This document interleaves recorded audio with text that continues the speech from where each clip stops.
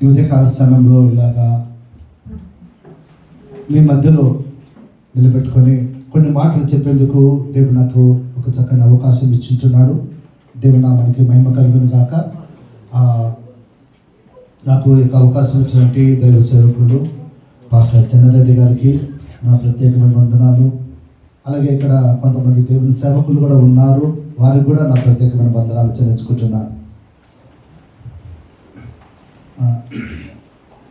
ఇంతవరకు పాస్టర్ గారు చెప్పినారు. నా పేరు విజయ్ కుమార్ అండి, మాది బళ్ళారి. అయితే 38 సంవత్సరాల క్రితం నంద్యాల నుంచి దేవుని యొక్క సేవ నిమిత్తము నేను నా భార్య ఇద్దరం కలిసి కర్ణాటక రాష్ట్రంలో ఉన్న బళ్ళారికి ప్రభు సేవ నిమిత్తం మేము వెళ్ళినాం. మేము వెళ్తున్నప్పుడు నా బైబిల్ ట్రైనింగ్ నేను ముగించుకున్నాను. కర్ణాటక రాష్ట్రంలో బళ్ళారిలో ప్రభు సేవ చేయాలనే ఆశతో, ఆలోచనతో, దేవుని నడిపింపు ప్రకారంగా ఆ స్థలానికి వెళ్ళినప్పుడు దేవుడు తన సేవలో వాడుకుంటున్నాడు.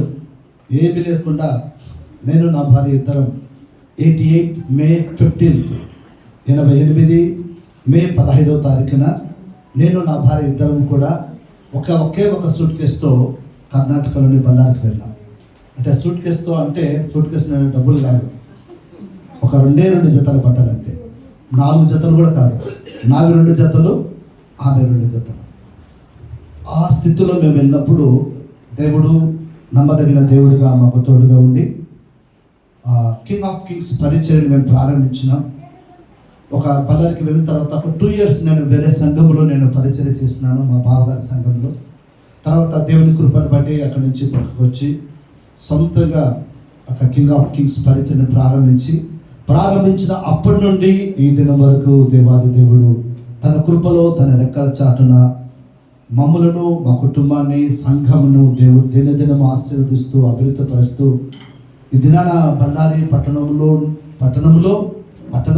కాదండి, చుట్టుపక్కల దాదాపుగా అనేక స్థలాలలో కింగ్ ఆఫ్ కింగ్ పరిచర్య అంటే అనేక మందికి బాగా తెలుసు. హల్లెలూయా. నాకు తెలిసిన బైబిల్ స్కూల్లో ట్రైనింగ్ చేసినటువంటి భార్య భర్తలు కూడా ఉన్నారు, రాజేష్ మరియు అనే సత్యమని. వారిద్దరు కూడా బళ్ళారికి వచ్చి మా బైబిల్ స్కూల్లో వాళ్ళు ట్రైనింగ్ చేస్తున్నారు. దేవునికి స్తోత్రం. God bless you brother, sister. God bless you. దేవుడిని కూడా దీవించును గాక.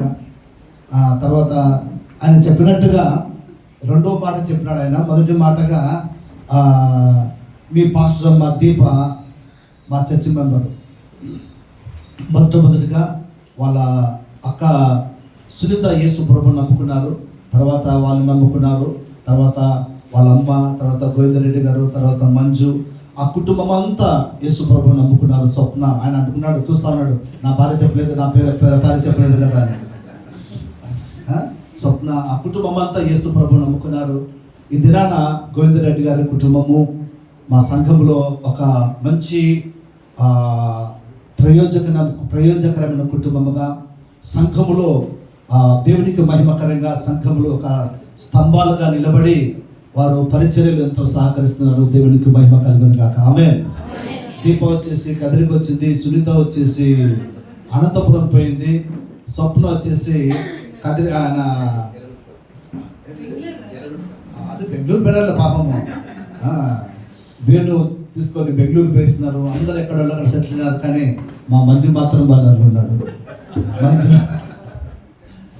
మంజు బెంజిరెడ్డి గారు, వరలక్ష్మమ్మ. దేవునికి స్తోత్రం కలుగును గాక. హల్లెలూయా. దేవునికి స్తోత్రం. ఈ యొక్క కదిరిలో చాలాసార్లు వచ్చినాం మేము. చాలామందికి తెలిసి ఉంటుంది, అయితే తెలియని వాళ్ళకు ఈ మాటలు చెప్పినాను. దేవునికి స్తోత్రం. దేవుడు చెన్నారెడ్డిని అలాగే ఆయన సత్యమణిని గర్భఫలంకి ఇచ్చిన 2 బిడ్డలను దేవుడు ఆశీర్వదించి ఒక మంచి మందిరంలో సంఘమును దేవుడు ఆశీర్వదించేలాగా బలపరిచి ఆశీర్వదించిన దేవునికి స్తోత్రం. నేను మెయిన్ ప్రసంగికు నేను కాదండి, సమయం అంతా ప్రణీతికి చేస్తాను, ఆయన్నే ముందుకు నడిపిస్తాడు. కాకపోతే నాకు ఇచ్చిన అవకాశం నేను కూడా కొన్ని మాటలు చెప్తాను అనుకున్నాను. ఈ సమయంలో మనం దేవుని యొక్క మాటలు కొన్ని ధ్యానించుకుందాం ప్రియులారా. మార్కు సువార్త 10వ అధ్యాయము 46 నుండి కొన్ని వచనాలు నేను చదువుతున్నాను. మార్కు సువార్త 10వ అధ్యాయము 46 నుండి కొన్ని వచనాలు నేను చదువుతున్నాను. కొన్ని వచనాలు చివరి వరకు. 46వ వచనం, మార్కు సువార్త 10వ అధ్యాయము 46వ వచనం నేను చదువుతున్నాను, అందరు జాగ్రత్తగా. వారు ఎరుకో పట్టణమునకు వచ్చిరి. ఆయన తన శిష్యులతో బహుజన సమూహముతోనూ ఎరుకో నుండి బయలుదేరి వచ్చుచుండగా తీమయి కుమారుడు బర్తిమయ్యను గుడ్డి భిక్షకుడు త్రోవ పక్కన కూర్చున్నాడు. ఈయన నజరుడైన యేసు అనేవాడు విని, దావీదు కుమారుడా యేసు, నన్ను కరుణింపుమని కేకలు వేయ మొదలుపెట్టాను. ఊరకుండమని అనేకులు వారిని గద్దించింది. కానీ వాడు, దావీదు కుమారుడా నన్ను కరుణించుమని మరి ఎక్కువగా కేకలు వేశాను. అప్పుడు యేసు నిలిచి వానిని పిలువడని చెప్పగా వారు ఆ గుడ్డి వానిని పిలిచి, ధైర్యము తెచ్చుకొనుము, ఆయన నిన్ను పిలుచుచున్నాడు, లెమ్మని వానితో చెప్పింది. అంతటా వాడు బట్ట పారవేసి దిగ్గున లేచి యేసునొద్దకు వచ్చాను. యేసు 51వ వచనం, యేసు, నేను నీకేమి చేయగోరుచున్నానని వారిని అడగగా ఆ గుడ్డివాడు, బోధకుడా నాకు దృష్టి కలగ చేయమని ఆయనతో అనను. అందుకే యేసు, నీవు వెళ్ళుము, నీ విశ్వాసము నిన్ను స్వస్థపరచునని చెప్పాను. వెంటనే వాడు త్రోవను ఆయన వెంట చూపు పొంది వెళ్ళాను. చిన్న ప్రార్థన చేసుకుందాం పిల్లరా. పరిశుద్ధుడైన తండ్రి, నీకు స్తోత్రం. ఇక సమయం మందు ప్రభా, ఈ వాక్యాన్ని మేము చదువుకున్నాం. ఈ వాక్య భాగం ద్వారా పరిశుద్ధాత్మ దేవ మాతో మాట్లాడమని, వాక్య పరిచయించిన నన్ను నీ పక్షాన్ని నిలబెట్టుకోండి. నీ మాటలో శక్తి ఉంది, జీవం ఉంది. మా అందరితో కూడా మీరు మాట్లాడమని యేసుక్రీస్తు నామములో ప్రార్థించి వేడుకొనుచున్నాము తండ్రి. ఆమేన్. ఆమేన్. హల్లెలూయా. ఈ సమయంలో మనం చదువుకున్నటువంటి ఈ వాక్య భాగంలో అందరు జాగ్రత్త కింద మనం చదువుకున్న ఈ వాక్య భాగంలో మార్కు సువార్త 10వ అధ్యాయము 46 నుంచి 52 వచనాల వరకు మనం చదువుకున్నాం, ముగింపు వరకు. ఇక్కడ మనందరికీ తెలిసిన ఈ సందర్భం ఏం చెప్పండి అమ్మా? మీకు అందరికి మాటలు వస్తాయి కదా, అందరికి వస్తాయి కదా. మనకు తెలిసిన, మనం చదువుకున్న ఈ వాక్య భాగం సందర్భం ఏమి? సందర్భం ఏమి?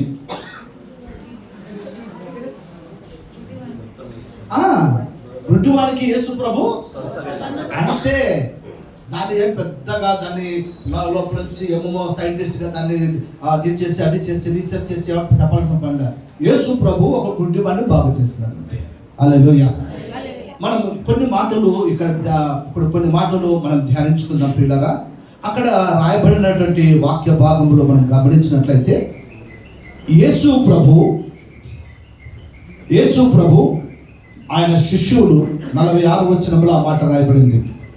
యేసు ప్రభు ఆయన శిష్యులు జన సమూహము వాళ్ళు త్రోవలో రోడ్డు వెంబడి పోతారు. త్రోవ అంటే ఏమి?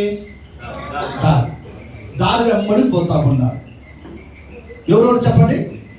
యేసు ప్రభు శిష్యులు జన సమూహం అంటే మామూలుగా కొంతమంది పోతే వాళ్ళ జన సమూహం అంటారు. జన సమూహం అంటే కొన్ని వేల మంది పోతుంటే జన సమూహము అని పేపర్లు వేసి అంటారు, హెడ్డింగ్లు వేసి అంటారు. వరదలు అయిపోయినా, ఏరులు అయిపోయినా జన సమూహము అని రకరకాలుగా వేస్తూ ఉంటారు. యేసు ప్రభు ఎక్కడికి పోయినా ఆయన వెంబడి ప్రజలు వచ్చేవారు. ఎందుకు యేసు ప్రభు వెంబడి వచ్చేవారంటే యేసు ప్రభు యొక్క బోధనకు విని మారు మనసు పొంది మేము కూడా నిత్య రాజ్యంలోకి చేర్చబడాలనే ఆశతో, ఆలోచనతో వారి బ్రతుకులు మార్చుకోవాలని, నడవడికలు మార్చుకోవాలని, జీవితాలు మార్చబడాలని, స్వస్థత కావాలని, ఆరోగ్యం కావాలని, ఆశీర్వదించబడాలని రకరకాల ఉద్దేశముతో యేసు ప్రభు దగ్గరికి, ఆయన పాద సన్నిధికి వస్తూ ఉన్నారు. హల్లెలూయా. ఆయనను వెంబడిస్తూ ఉన్నారు. ఈ దినాన మనం కూడా యేసు ప్రభును ఎందుకు వెంబడిస్తూ ఉన్నాం? ఆయన పాద సన్నిధికి ఎందుకు వస్తున్నాం? ఈ దినాన యేసు క్రీస్తు మన దేవునిగా, రక్షకుడిగా ఎందుకు అంగీకరించినామంటే మనకు కూడా ఏం కావాలా? నిత్యరాజ్యం కావాలి. మనం కూడా యేసు క్రీస్తు మాటలు విని ఆశీర్వదించబడాలా, దీవించబడాలా, స్వస్థత కావాలా అని యేసయ్య దగ్గరికి మనం అందరూ కూడా ఆశతో ఆసక్తితో వస్తూ ఉన్నాం. జన సమూహం అంతా కూడా యేసు ప్రభు దగ్గరికి వచ్చి దారులు అందరూ కలిసి వెళ్తా ఉంటే, మన మాట వింటారమ్మా, ఆయన వస్తుంది, కూర్చుంటారు, కూర్చోమ్మా, బాగా అక్కడ చేరి కాలిపోమ్మా. రైట్. జన సమూహం అంతా వెళ్తా ఉంటే అక్కడ జరిగిన ఒక సంఘటన, యేసు ప్రభు వెంబడి ఆయన శిష్యులు ఉన్నారు, జన సమూహం అంతా ఉన్నారు, అందరూ కూడా దారి మధ్యలో మాట్లాడుకుంటూ గుంపులు గుంపులుగా పోతా ఉన్నారు. వెళ్ళేవారు కూడా నేను అనుకుంటాను ఆయనతో వెళ్ళేవాళ్ళు పాటలు పాడుతూ దేవుని స్తుతిస్తూ వెళ్తా ఉంటారు. కానీ అక్కడ జరిగిన సంఘటన ఏమంటే, ఆ త్రోవ పక్కలో ఒక గుడ్డోడు ఉన్నాడంట. ఎవరున్నారంటే చెప్పండి. ఉన్నట్టుగా ఈ సబ్జెక్ట్ వచ్చి చూడండి. త్రోవ పక్కలో ఒక గుడ్డోడు ఉన్నాడంట. ఎక్కడ?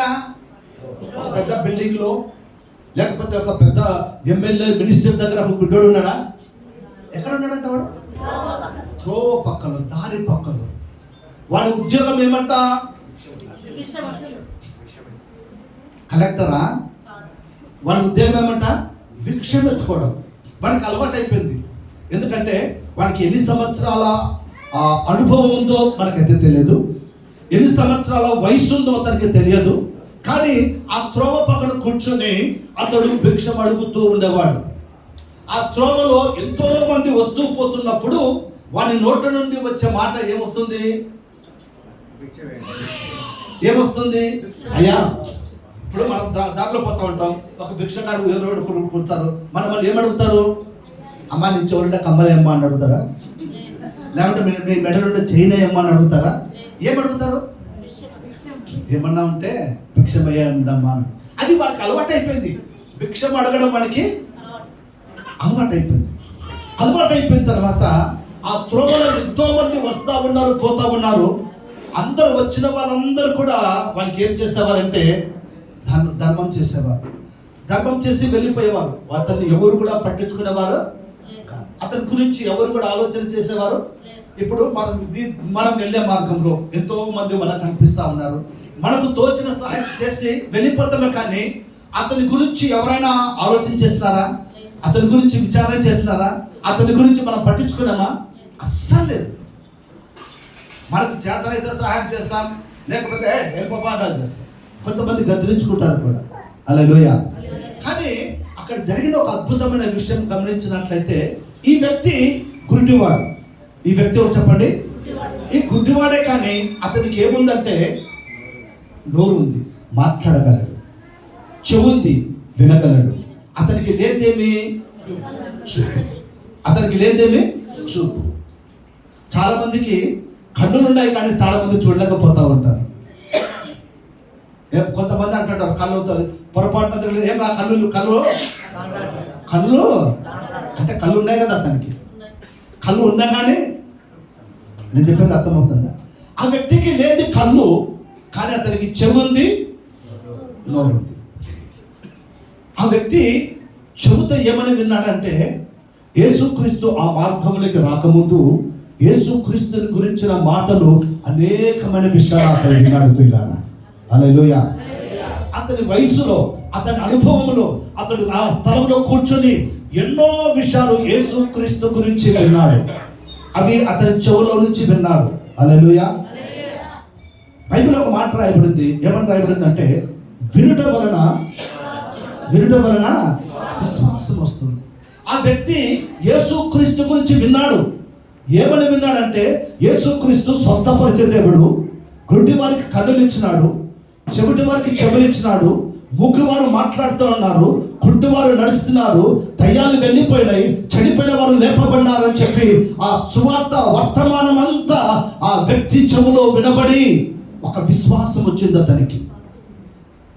ఒక విశ్వాసం వచ్చింది, ఒక నమ్మకము ఏర్పడిన తర్వాత ఒక దినాన యేసు ప్రభు ఆ మార్గంలో వెళ్తా ఉన్నాడు. యేసు ప్రభు ఆ మార్గంలో వెళ్తా ఉంటే ఆ వ్యక్తి ఒక్కరు పోయేదానికి, 10 మంది పోయేదానికి, 100 మంది పోయేదానికి సౌండ్ వస్తుంటుందా లేదా? దారిలో వెళ్తా ఉంటే ఒకరు పోతా అంటే పెద్దగా సౌండ్ ఏమి రాదు. ఒక 10 మంది పోతా అంటే ఒకరు అందరు కూడా ఊరికి నోరు ముగ్గలు కాదు, అందరూ ఏదో ఒక మాట మాట్లాడుకుంటూ వెళ్తూ ఉంటారు. కానీ ఈ వ్యక్తి ఆ జనసమూహం వెళ్తూ ఉంటే అతనికి ఏమి రోజు ఇంతమంది వెళ్తా ఉన్నారు అని, ఒకవేళ ఆ వ్యక్తి ఏం చేసిండవచ్చు అంటే, ఓ ఇంతమంది వెళ్తున్నారు కదా, నాకు చూస్తారా, నా మాట వింటారా, ఇంతమంది వెళ్తా ఉన్నారు కదా, ఈరోజు నాకు మంచి గిరాకీ వస్తుంది, అందరిని అడిగినా కానీ ఒక్కొక్కరు ఒక 10 రూపాయలు వేసినా కానీ ఇన్ని 100,000 జనం పోతున్నారు, నాకు ఈరోజు బాగా కలెక్షన్ దండిగా దొరుకుతుందని అతను నోరు తెరిసి అయా భిక్షమైందని రెట్టింపు స్వరముతో వారిని అడగడం లేదు. ఎందుకు ఇలాగా జనం వెళ్తున్నారు అంటే, అక్కడ అన్నారు ఈ మార్గంలో ఎవరు వెళ్తున్నారంట, అక్కడ చెప్తున్నారు ఈ మార్గంలో ఎవరు వెళ్తున్నారంట, యేసు వెళ్తున్నాడని చెప్పి తెలిసిన తర్వాత అతడు తన అలవాటు ప్రకారంగా నోటిలో నుండి వస్తున్న ఆ మాటలను పక్కన పెట్టి తాను ఏమైతే విన్నాడో ఆ విశ్వాసాన్ని కూడగట్టుకొని ధైర్యపరచుకొని బలపరిచి అతని నోట్ల నుంచి ఏమొస్తుందంటే, అంతకు ముందు యేసు రాకముందు అతని నోట్ల నుంచి ఏమొచ్చేదంటే, అయ్యా భిక్షమేండి అనేవాడు. కానీ ఆ మార్గంలో యేసు వెళ్తున్నాడని తెలిసిన తర్వాత ఆ వ్యక్తి ఏమడుగుతున్నాడంటే, యేసు దావీదు కుమారుడా నన్ను కరుణింపుము అని కేకలు వేస్తా ఉన్నాడు. అక్కడ మనం చదువుకున్న వాక్య భాగంలో అక్కడ ఏమని రాయబడిందంటే, అక్కడున్న కొందరు ఏమంటున్నారంటే, అరే ఊరుకుండు, నువ్వు నోరు మూసుకో అని చెప్తా ఉన్నారు. ఎవరు? అక్కడున్న ఆ జన సమూహంలో ఉన్న కొందరు. ఒకసారి ఆలోచించండి, వీడు మొదటిసారి ఎంత గట్టిగా కేక వేసి ఉంటాడు కదా, ఆ సౌండ్ వాళ్ళందరినీ డిస్టర్బ్ చేసింది. అందుకని వాళ్ళు ఏమంటున్నారంటే, ఒరే నువ్వు ఊరుకుండు అంటున్నారు. నువ్వు ఏమంటున్నారు చెప్పండి? వాడు ఏమంటున్నాడు? దావీదు కుమారుడా యేసు నన్ను కరుణించమని కేకలు వేస్తావంటే, అక్కడున్న వాళ్ళు ఏమంటున్నారంటే, ఆ ప్రజానికము, జన సమూహము, సొసైటీలో ఉన్న వారందరూ కూడా ఏమంటున్నారంటే, నువ్వు ఎందుకంటే నువ్వు భిక్షగాడివి, నీ స్థితి అంతే ఉండాలి, నువ్వు ఎంతలో ఉండాలో నీకు అక్కర్లేదురా యేసు, నువ్వు అక్కడే ఉండు, నువ్వు బాగుపడకూడదు, నువ్వు సొసైటీలో పెరగకూడదు, సొసైటీలో అభివృద్ధి చేయకూడదు, నువ్వు ఎక్కడ ఉండాలా అక్కడే ఉండాలని జన సమూహం అంటున్నారు. కానీ ఇతను ఏమంటున్నాడంటే, ఆ గుడ్డుతో కూడిన గుడ్డి వ్యక్తి ఏమంటున్నాడంటే, మరి రెట్టింపు విశ్వాసముతో ఇంకా నూతన బలాన్ని తెచ్చుకొని, ఈసారి యేసు దాటిపోతే తిరిగి రాడనుకొని, ఇదే మిక్కిలి అనుకూలమైన సమయము, ఇదే రక్షణ దినం అనుకొని ఆ వ్యక్తి ఏం చేస్తున్నాడంటే, మరి రెట్టింపు స్వరముతో ఇంకా ఎక్కువ బలాన్ని తెచ్చుకొని ఇంకా గట్టిగా కేక వేస్తా ఉన్నాడు. హల్లెలూయా. అలాగే కేక వేస్తున్నాడంటే, అక్కడ చూడండి వాక్యంలో రాయబడింది 48వ వచనం నేను చదువుతున్నాను చూడండి. ఊరకుండమని అనేకులు వానిని గద్దించిరి. ఏం చేస్తున్నారంట? వాడిని గద్దించినారంట. అరే నీది కాదు, ఇది నువ్వు ఎక్కడ ఉండాలా అక్కడే ఉండాలా, నువ్వు అక్కడే ఉండాలా, నువ్వు బాగుపడకూడదు, నీ జీవితం బాగుపడకూడదు, నువ్వు ఇంకా అదే స్థితిలో ఉండాలి, నీవు బాగుపడే అవకాశము లేదని సొసైటీ, జనాలు, ప్రజలందరూ అంటా ఉన్నాడు. కానీ ఈ వ్యక్తి మాత్రం ఏమనుకున్నాడంటే, ఈ అవకాశం పోతే తిరిగి నాకు రాదు, ఇదే నా జీవితంలో గొప్ప అవకాశం అనుకొని ఇంకా బలము తెచ్చుకొని అతడు ఏమంటున్నాడంటే, దావీదు కుమారుడా నన్ను కరుణింపుమని మరి ఎక్కువగా, హల్లెలూయా, మరి ఎక్కువగా అంటే బాగినండి. మొదటిసారిగా అతడు వేసిన కేక యేసయ్య సన్నిధికి ఇంకా చేరలేదు. ఆ కేక ఇంకా సరిపోలేదు. నేను కేక పెట్టినాను కదా, నేను గట్టిగా అరిచినాను కదా, ఇది సరిపోతుందిలే అని అనుకోలేదు. ఎంతవరకు కేక వేసినాడంటే, యేసయ్య చెవులు చచ్చంత వరకు, యేసయ్యకు ఆ పిలుపు వినంతబడేందుకు, ఈ స్వరం వినబడంత గట్టిగా అతను కేక వేస్తాడు. కేక వేస్తానే ఆ ప్రభు ఏమైనాడంటే, బైబిల్లో రాయబడింది, అంతటా యేసు నిలిచెను. అంతటా యేసు ఎవరు నిలబెట్టారండి ఆయనను? మినిస్టరా, ఎంపీనా, ఎమ్మెల్యేనా? ఎవరు నిలబెట్టారు అతన్ని? యేసయ్యను ఎవరు నిలబెట్టగలిగినారు? ఆడ నిలబడగలిగిన ఆయనని నిలిచేందుకు ఎవరు? ఒక గుడ్డివాని కేక, ఒక పుట్టు గుడ్డివాని కేక అడుక్కొని తింటూ ఉన్నాడు. అతని దినదినము గడవాలంటే పక్కన కూర్చొని అయ్యా అయ్యా అయ్యా అని అడుక్కోవలసిన స్థితిలో ఉన్న వాడి కేక జీవము గల దేవుడు, పరిశుద్ధుడైన దేవుడు, భూమిని ఆకాశాన్ని సృజించిన సృష్టికర్తైన దేవుణ్ణి నిలబెట్టేసింది అంతే. ఆమేన్, హల్లెలూయా. ఆయన నేను నిలబెట్టేస్తాడు అంతే. హల్లెలూయా. ఇశ్రాయేలీయులు యుద్ధం చేస్తూ ఉన్నప్పుడు ఒక ఆయన ప్రార్థన చేసినాడు. ప్రార్థన చేసి, సూర్యుడా నువ్వు ఆగిపో, చంద్రుడా నువ్వు ఆగిపోమన్నాడు. హల్లెలూయా. అంటేనేమైనా ఇవి ఇంచి కూడా కదలేదు అంతే, నిలిచెను అని బైబిల్లో రాయబడింది. హల్లెలూయా. ఈ గుడ్డి వారు కేకేస్తా ఉంటే పరిశుద్ధుడైన దేవుడు, జీవము గల దేవుడు, సృష్టికర్తైన దేవుడు అక్కడే నిలిచిపోయినాడండి అంతే. హల్లెలూయా. వాడి కేకలో పరిశుద్ధాత్మ దేవుడైన మన ప్రభు కదిలిపోయినాడు అంతే. ఆమేన్, హల్లెలూయా. అది మామూలు కేక కాదు. ఆయన స్వరం, వాని స్వరము ఆయన చెవులో చొచ్చుకొని పోయేంత వరకు. ఆమేన్, హల్లెలూయా. నేను త్వరగా ముగించేస్తాను, దీని గురించి చెప్పను. నిలిచి అయిపోయిన తర్వాత యేసు ప్రభు ఆయన దగ్గరకు వచ్చినాడు. వచ్చి 51 వచనంలో చూడండి, ఎందుకంటే మన తర్వాత యేసు నేను నీకేమి చేయగోరుచున్నాను అని వారిని అడగగా, రైట్ అమ్మా, 51 వచనం. యేసు ఎవరంట? అక్కడ నిలిచింది ఎవరు? ఇప్పుడు మాట్లాడేది ఎవరు? హల్లెలూయా. అక్కడ నిలిచి పక్కన మీరు పోయి మాట్లాడి మీరేమో కనుక్కొని రాపండి అని పక్కన పియ్యాలని పంపాలా యేసు ప్రభు. ఇక్కడ మామూలుగా అయితే దేవ సేవకులు ఎవరైనా పెద్ద పెద్దలు వస్తే పక్కన మనం ఆయన దగ్గరికి పోయేదానికి అవకాశం లేదు. పక్కన ఫస్ట్ ఎవరు వస్తారు? పిఎలు వస్తారు, అసిస్టెంట్లు వస్తారు. యేసు ప్రభు పిఎలను అసిస్టెంట్ పంపలే, ఆయన నిలిచిపోయినాడు. మన దేవుడి యొక్క శక్తి అదండి, గొప్పతనం అదండి. హల్లెలూయా. ఆయన అక్కడే నిలిచిపోయి ఆయనే మాట్లాడుతున్నాడు. ఎవరు మాట్లాడుతున్నాడు? నీకేం కావాలనే ఒక పేపర్లో లిస్ట్ రాసుకొని వచ్చి మా ఏకి అని చెప్పడం లేదు. మీ కోరికలేమో మీకు కావాల్సిన ఎవరెవరికి ఎన్ని సెంట్ల స్థలం కావాలన్నా, లేకపోతే ఎవరెవరికి ఆధార్ కార్డులు కావాలన్నా, ఎవరికి రేషన్ కార్డులు కావాలన్నా అందరు రాసుకొని వచ్చి మా అయ్యగారికి ఏమని చెప్పడం లేదు. అక్కడ ఆయనే నిలబడినాడు. హల్లెలూయా. ఆయన నిలబడి ఏమంటున్నాడంటే, నేను నీకు ఏమి చేయగోరుచున్నాము అని అన్నాడు. అంటే నా నుండి నీకు ఏం కావాలి? ఒకవేళ ఈ గుడ్డోని స్థానంలో, ఈ ఆ పుట్టుకతో గుడ్డిగా ఉన్న ఆ వ్యక్తి స్థానంలో మనమే ఉన్నామనుకోండి. లేదులేండి, ఉదాహరణకు చెప్తున్నాను, మనం కాదు, ఉదాహరణకు మనమే ఉన్నామనుకోండి. మన యేసు ప్రభు వచ్చి అమ్మా అయ్యా మీకేం కావాలా నీకు అని అడిగినాడు అనుకో, మనం ఏం చెప్తాం? చెప్పరా?